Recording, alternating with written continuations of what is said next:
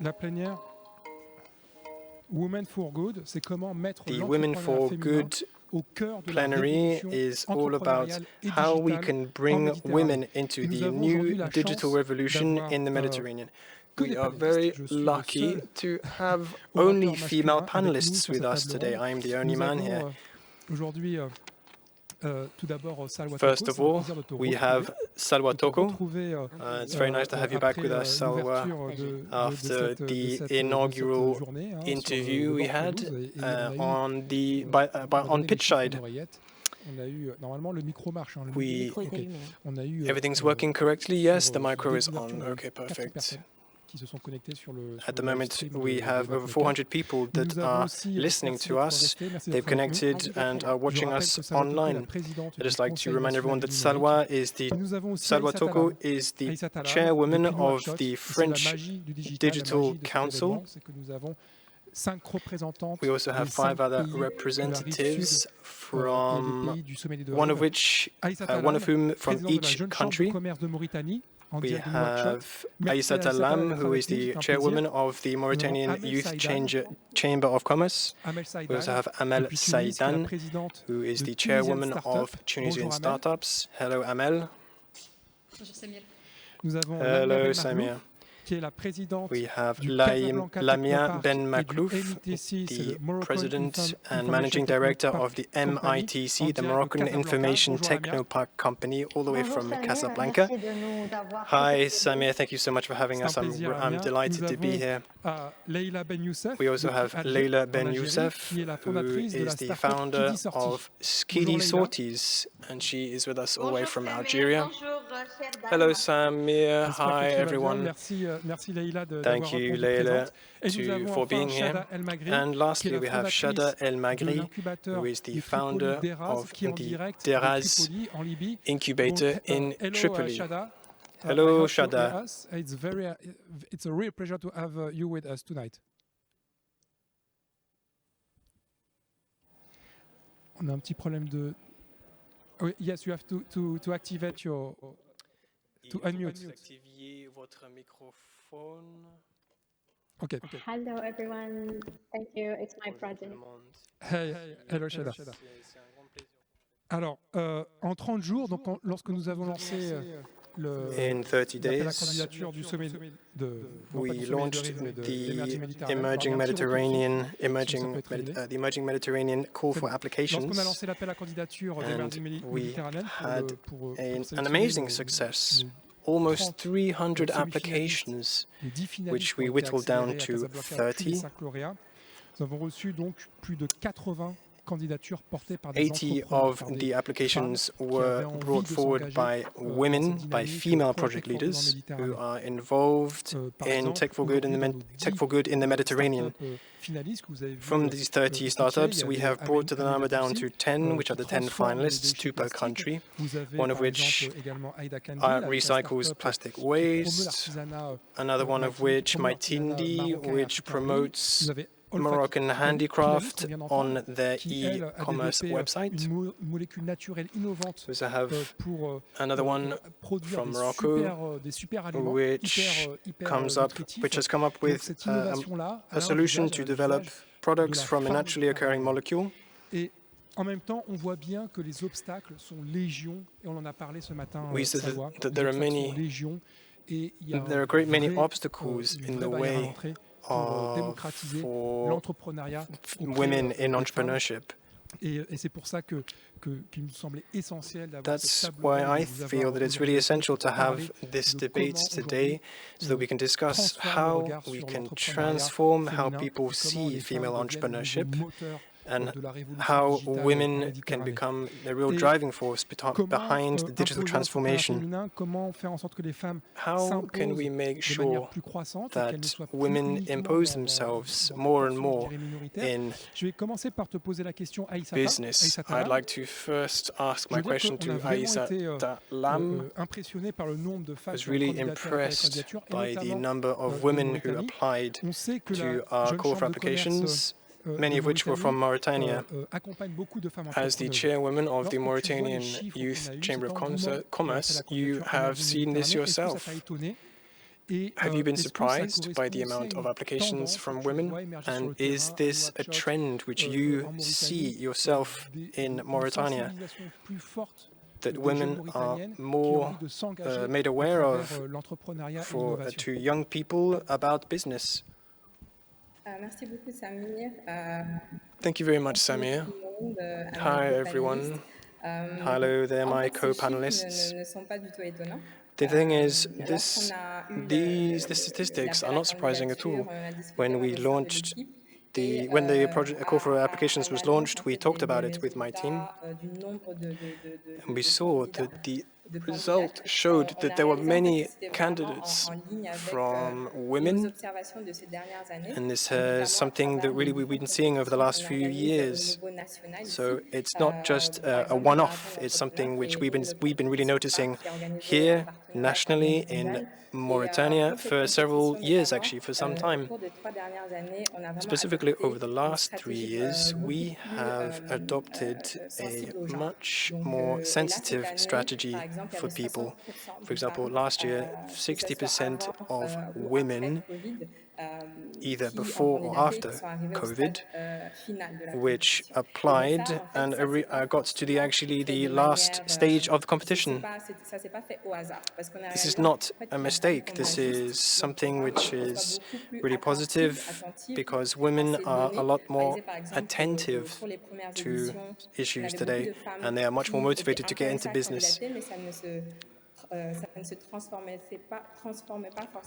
The thing is, it's not necessarily always translated into concrete numbers, but women are nonetheless there, at least in the background, flying the flag for female entrepreneurship. And therefore, we adapted our strategies to be able to help them and support them to get to the national and international stages and competitions.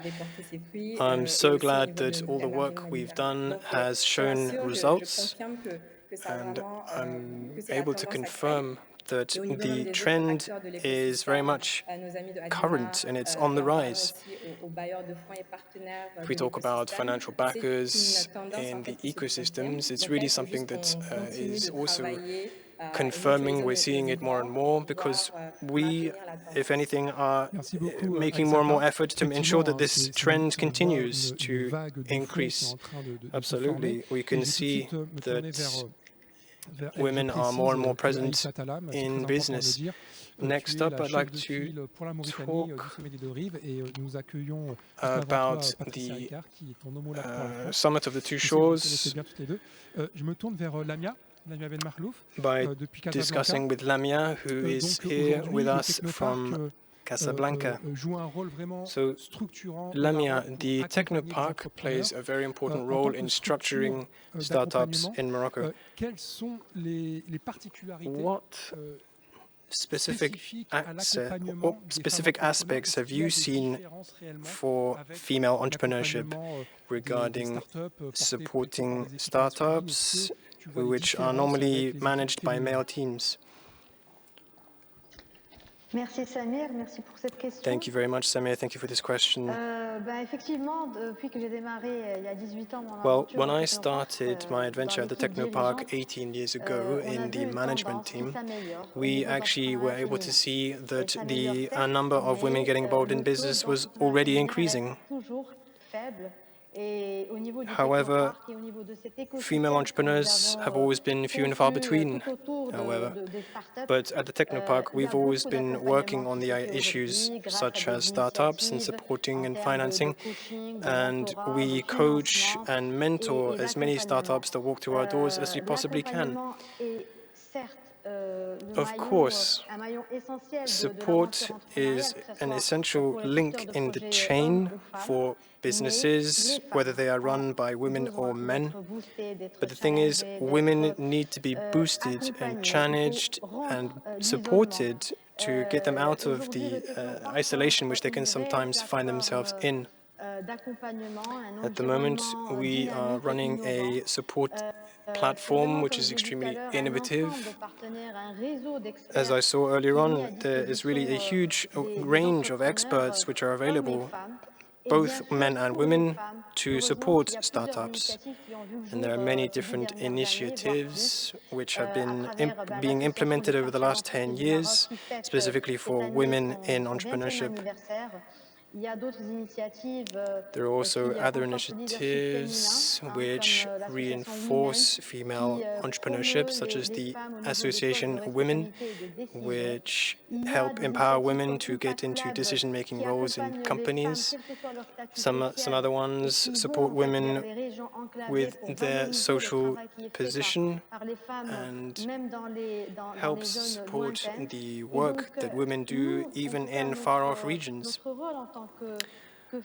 As women at the head of these initiatives, it is really our role to give all the opportunities as we can to women, as obviously women make up 50% of the population, so that they can have the necessary tools to come up with added value for their ecosystems. Many women these days are at the head of investment funds or support associations. Well, that's the case in Morocco, at least. It's really an honor, actually, because the amount of women who are standing up and getting involved is much more than it was before, and they're really making so much more efforts, and so are we, so that we can help women get involved in entrepreneurship. At the Technopark, we work with digital technology and innovation. Many of our companies are founded by women, which is great.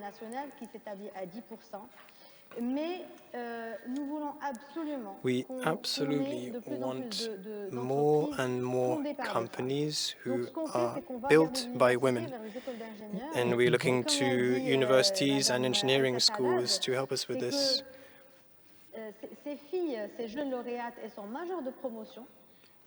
We see a lot of young women coming out of university, winning competitions, applying for boot camps and emerging valley type programs, and they want to develop their projects. And we're so happy to see the conversion rate of business. I'm so sorry, Lamia, I have to cut you off there. I'd just like to, this is something we're going to talk about just in a minute. So I'm going to come back to you just to talk about that. Thank you so much. Thank you, Lamia. I'm just going to come back to Amel Saidan from Tunis. Just before the roundtable, we had a Tunisian startup pitching, Olfa, who is the founder of Kaito Prod. For you, what is the proportion of women that you're supporting? And is it essential to develop a value proposition to be able to target the target of women? Amel, can you hear us?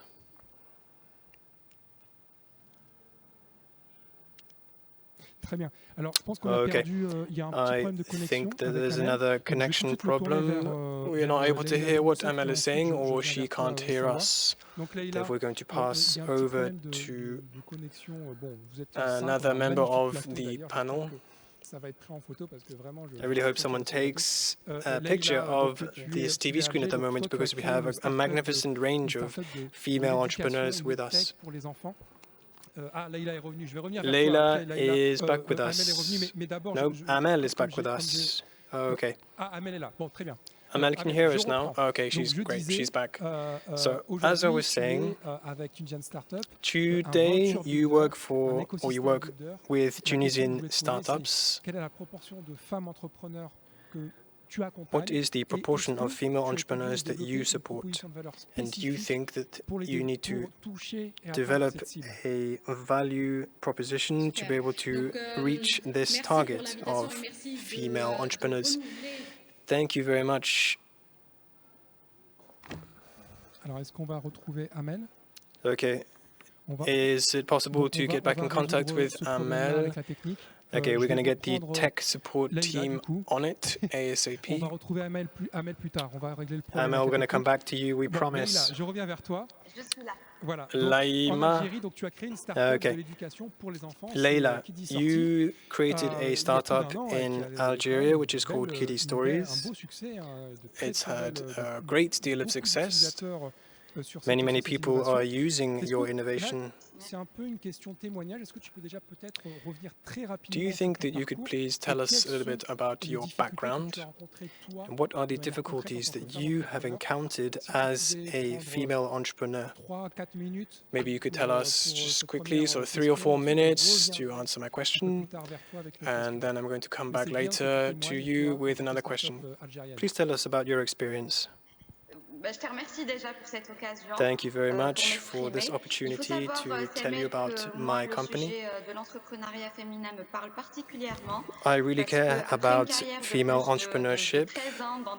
After a career of 13 years in corporates in Algeria, I decided to create my own company.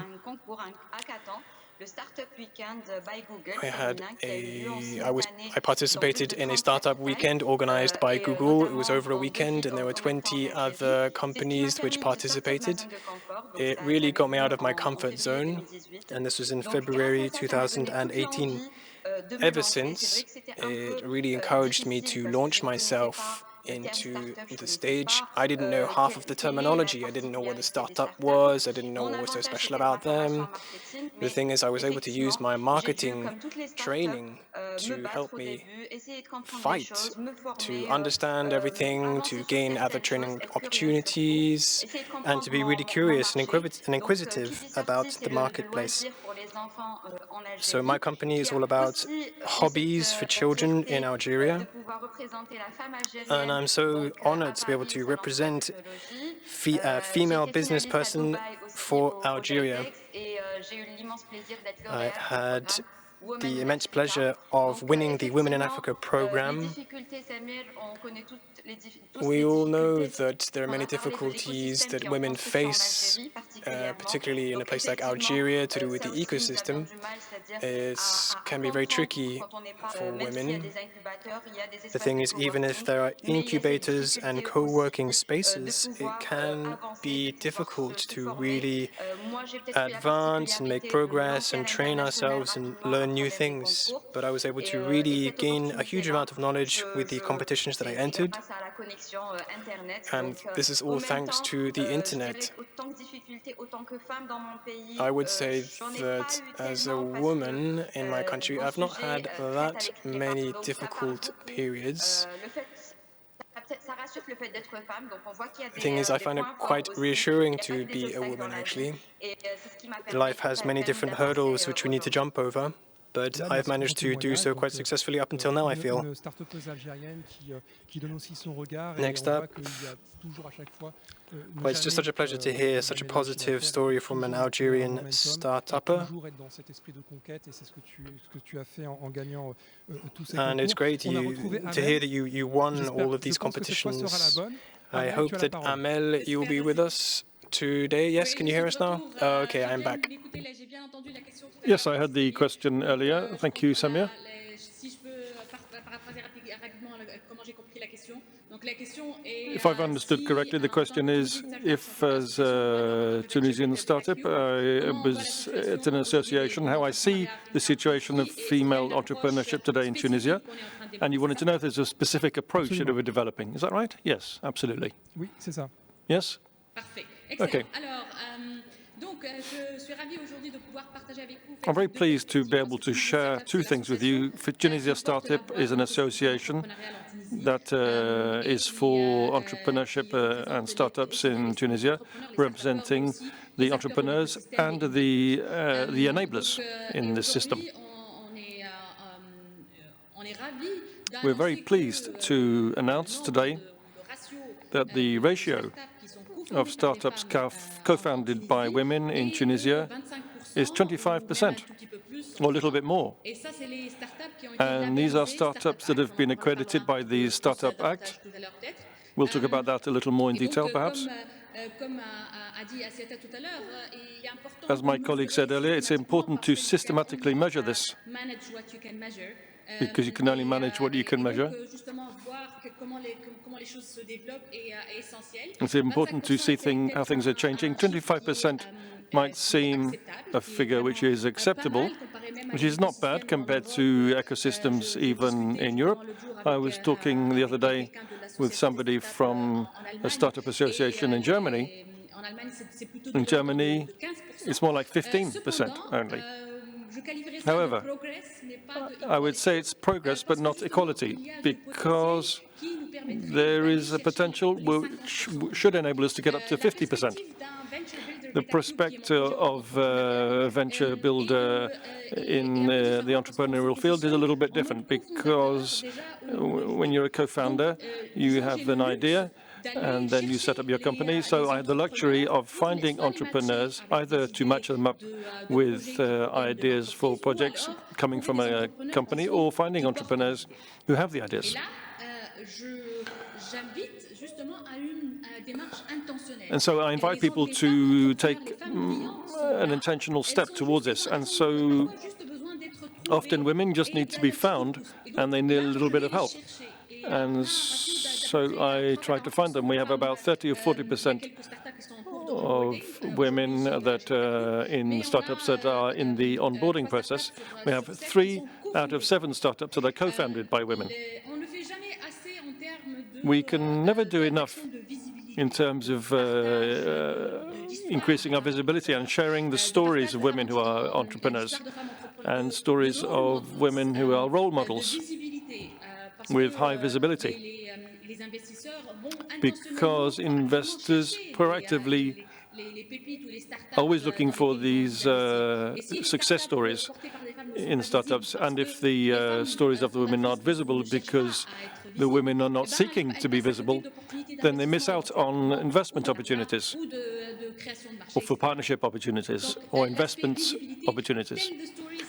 So the important thing is to tell the stories, and that's why I would like to thank you for including me in this panel, because the subject of female entrepreneurship rather, is not sufficiently discussed. It's not sufficiently discussed because it is an essential subject. It has an impact on the bottom line, and then it has an impact on the development of startups. And it's important to have diverse teams for companies to have a long-term future. And in a way, we're a little bit trapped as a woman entrepreneur in this cliché of being in the care sector.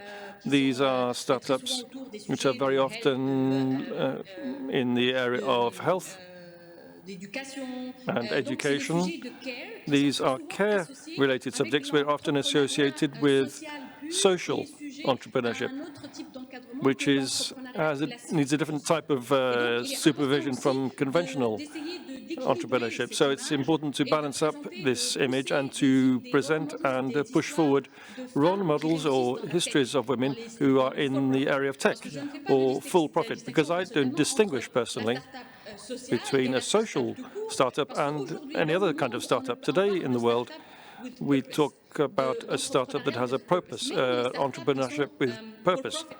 But an entrepreneurship that is for profit is, these are startups that have an objective that goes beyond profitability and goes beyond making money for the founders. They are seeking to achieve something above that. It's very inspiring. Thank you very much, and very illuminating to see your vision of the situation. I'll come back to you later. But right now, we have the great pleasure to welcome Shada.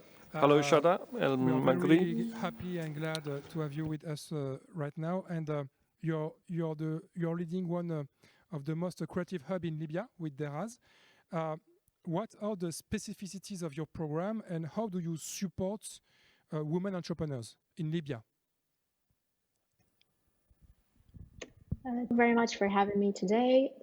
We are Deraz Corner, a creative hub We always work to enhance the role of women in the economy, to provide essential business skills training, and also to improve access to finance for small and medium-sized Libyan businesses. Entrepreneurship is a new thing, a new concept in Libya. It has introduced in 2018, and 2 years now since there has been a real interest in the entrepreneurship in Libya, but there aren't yet many results in the ground that shows sustainability and sustainable business, especially that is led by females. And we work hard with other organizations to shed the light on female-led businesses. We also feel that most of the startups in Libya, they're stuck in the seed stage. So there are a lot of great ideas, innovative and creative, that actually solve problems in Libya. But I think we need to focus more on making them grow, making them more sustainable, give them access to finance, and also provide them with the environment, that the proper environment that they can thrive in, which is a real demand in Libya. You cannot have a stable business if the environment around you is not stable. So we try to focus on providing these essential things for female entrepreneurs, and to have more role models. Thank you. And success stories. Thank you, Shada. Thank you very much. And it's very, very important to have your voice on this panel, your voice from Libya, and you represent the Libyan entrepreneurship, and it's a great pleasure to have you. Salwa, alors tu as entendu. So, Salwa, you heard that voice. I'd like to ask a couple more questions. It's important, I think, if you could perhaps react. You heard about role models. Aïssata from Mauritania, Shada from Libya, Leila from Algeria, Almel from Tunisia, Al-Lamia from Morocco. Today, the French Digital Council is trying to work to improve inclusivity in French tech, the role of women in French tech.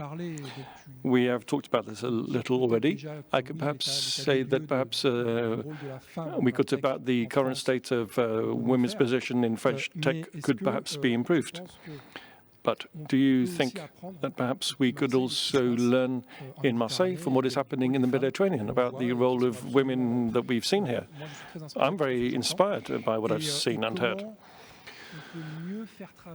How can we improve the way that French tech and med tech work together on the subject of feminine entrepreneurship? How do we improve things? That's a very big question. I need 4 hours for that. Only 4 minutes, I'm afraid. I'm more than impressed by what I've heard today. These are more than role models that we've just heard from. I'd like to congratulate you, ladies, for everything you are doing on the other side of the Mediterranean. And paradoxically, when you were talking, we do find exactly the same issues, the same success stories, and also the same issues as well here in France, in the world of tech and tech entrepreneurship for women. It's true that the French Digital Council, the CENUM, is trying to promote this more inclusive concept of women in tech through partnerships, and it's also supported by other organizations such as French Tech, which works a great deal in these areas, but on a more broader level, rather than focusing specifically on women. There are a lot of incubators that exist. The most well-known is Willa, which is the pioneer, which is an incubator specifically dedicated to women, and which takes account of the specificities that need to be provided for all the women who have spoken today. There are specificities to female entrepreneurship. So what can we do? How can we learn from others? Certainly, one thing we can certainly see is that it is a big step forward. Although I believe that entrepreneurship in general in Africa and in the Mediterranean shore is almost natural, in fact. Because women who are in financial difficulty don't have the choice. They have to be entrepreneurs in their everyday lives to be able to survive every day. We share the same conclusions. There are difficulties. There aren't enough women.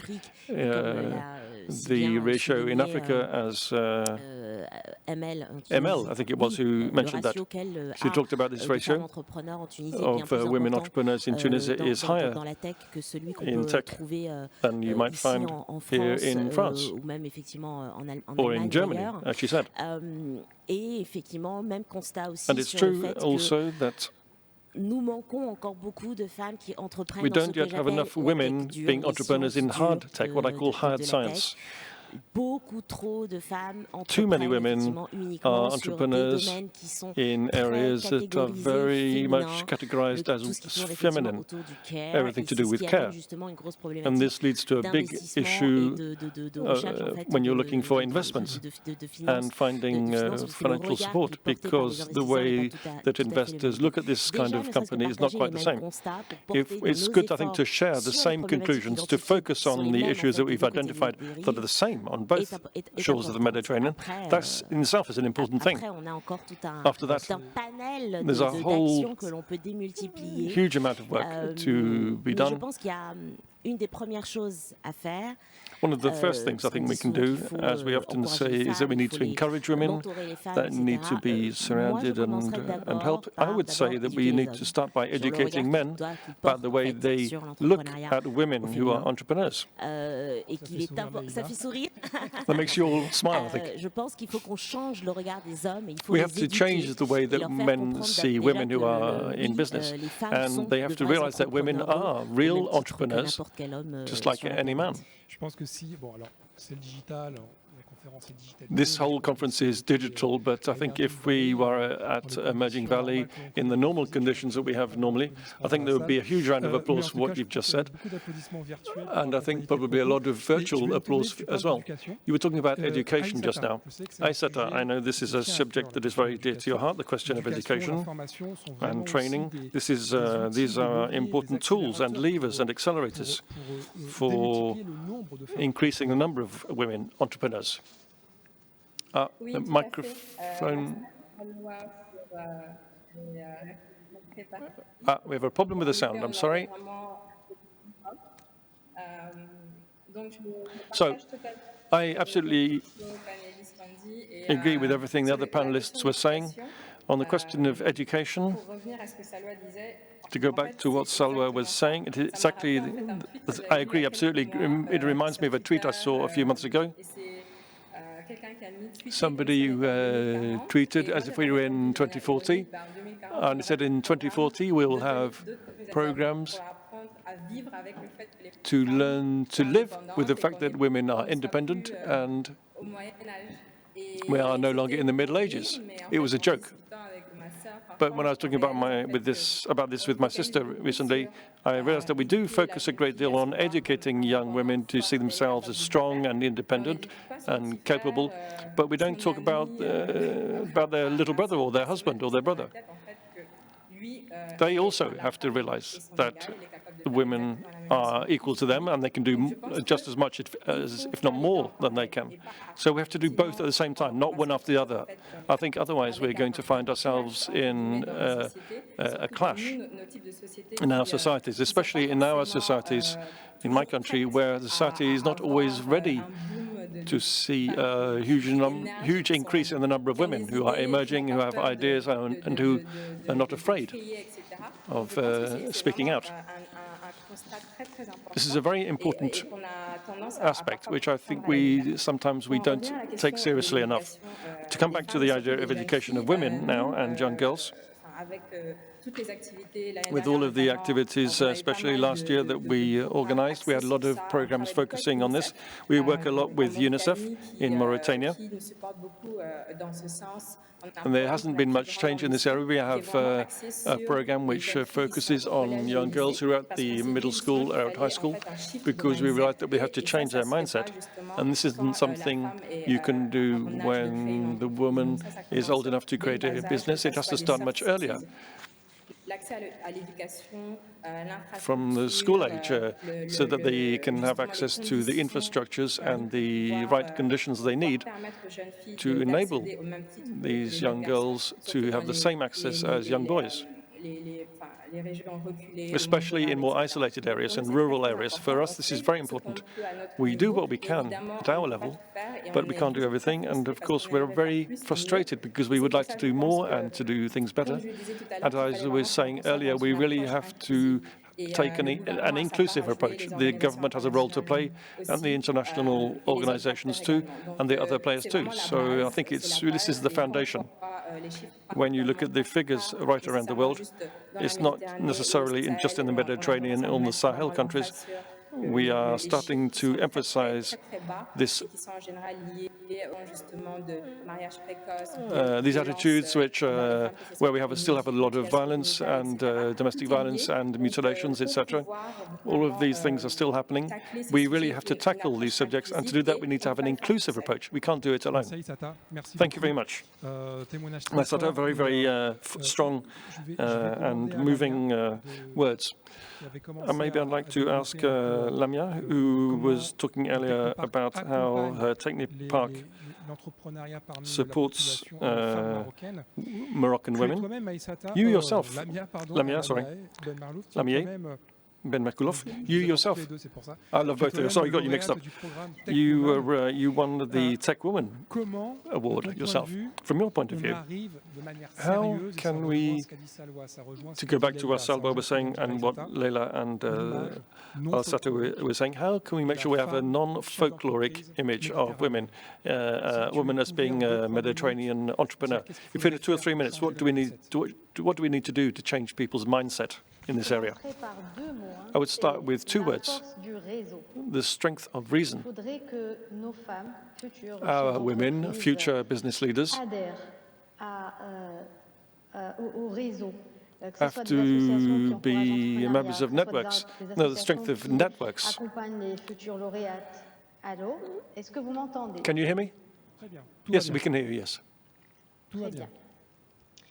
Et donc, les femmes de notre région ont tendance à être plutôt timides. Women in our region tend to be a little bit too shy and then tend to remain isolated, and they don't do enough networking. It's not part of our mindset. We have been educated like this, and it's important to get rid of these stereotypes, and we have to move forward and make use of these strong networks. For men as entrepreneurs, it's something that's natural for them. For women, it's more problematic. And so here, I would just like to talk about my experience related to Tech Women, which is really related to the strength of networks. This is an American program encouraging leadership amongst women, which takes place in the area of tech. I myself won this award because in my country, I was active in many associations, and I was able to create an impact in my community. And that's why we were identified.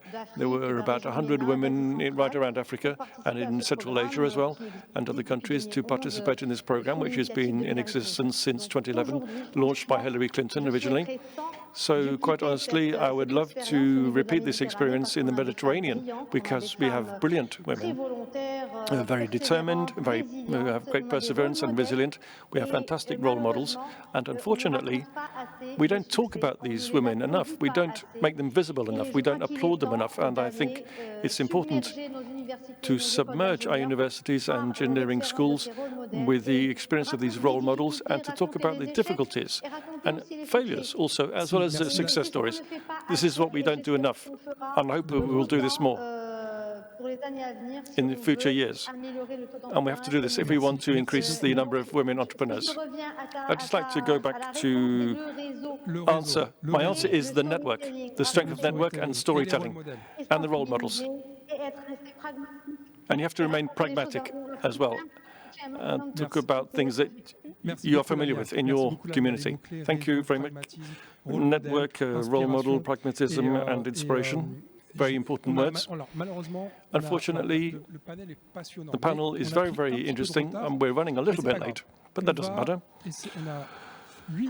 We have 8 minutes left to draw our conclusions. I'd like to ask Amel, because we have 8 minutes divided in 4. Amel, in 2 minutes, please. If you could answer my question, how can investors, and it's impossible to answer in 2 minutes, you're going to give us a few clues, how can investors take startups more seriously when the management teams are women? How can we change the way they look at these companies? Very quickly, start to raise awareness in investors and investment committees who today are mainly men. We have to find the men who share this vision of a fair economy and with gender equality and equal opportunities. You've no doubt heard during the conference that we've been talking about this magic figure or magic ratio of 2% of VC funds that are allocated to startups co-founded by women. So we have to really focus and concentrate on the investment committees, and we have to create a new generation of startups that are co-managed by women. For example, if we start with investors, the venture capitalists start to require each startup to have a board that is 50-50 men and women, then we will create a new generation which will be more diverse. When we have enough women or enough people who have these same values at the policy-making level and the investment decision level, that's where we will see a change. It's not enough to have 50 or 60% of women who are graduates, who are brilliant in their tech subjects, if you have a startup pipeline which is empty from the beginning. Even if you have 25% of women entrepreneurs in Tunisia, that's not enough. Women are not in the decision-making positions. They very often in positions which are not the most important ones. And in fact, the ratio of women who benefit from investment still remains at 2 or perhaps 4%. And finally, I would like to underline the point made by Salwa. If we keep talking about this image of the women in the care sector and the woman who's leading a project that is conservative with figures and business plans that are conservative, we're not really going to contribute to changing the way investors see these types of companies. When they have an investment decision to make, it has to be aggressive enough and profitable enough for their investors. Thank you very much. Thank you, Amel, for that. I'll now move on to you, Leila, from Algeria. I have a question I wanted to ask you. At the beginning, I'm to ask you now. COVID has made a lot of jobs and workers very vulnerable around the world, especially women, especially in the informal sector. For you in Algeria, how can we support women entrepreneurs who are also suffering from this COVID crisis and going through these difficulties? Sami Agli earlier today mentioned this difficulty of financing, with the banks being very reluctant. In 2 words, how do you see things as a woman entrepreneur? How can women perhaps help each other more? How can we sort them better through this COVID phase? Well, I'd start by saying that we need to break up isolation. The sanitary crisis has really affected people's mental states. Women have been having to manage their businesses and their families simultaneously. Therefore, women need to know that women need to be supported to be more confident to go into business. I think that they also need support with the tax aspect of going into business. It's also important to encourage women to go up with to be more confident when starting a company. I'd like to talk about an example in Nigeria. There were women who were isolated, and they were encouraged to work from home. After they were collecting rice in the fields, we saw many, many more women getting involved, and it was the measure has such a great impact on these women to bring them together and stop them from being isolated, stuck at home. Thank you very much, Leila, for your kind words. It's really important to have your feedback from Algeria as well. Go to you now, Shada.